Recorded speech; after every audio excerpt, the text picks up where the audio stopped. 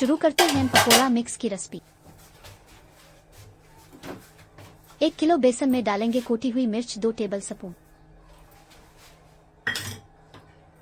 सुर्ख मिर्च powder 2 table spoon,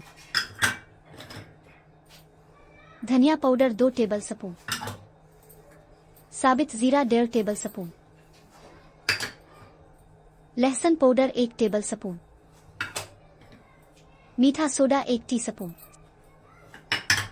साबित धनिया 2 टेबल स्पून,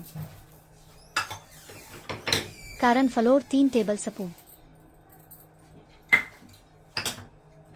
हल्दी पाउडर 1 टेबल स्पून, अजवाइन 1 टीस्पून, सफेद नमक 1.5 टेबल स्पून, खुश्क मेथी 2 टेबल स्पून और काला नमक 1 टीस्पून। इन सब को बेसन में अच्छी तरह मिक्स कर लेंगे और किसी एयर टाइट जार में महफूज कर लेंगे। ये पकोड़ा मिक्स 2-3 माह तक खराब नहीं होगा और आपका जब दिल चाहे सिर्फ 10 मिनट में पकोड़े बना सकते हैं।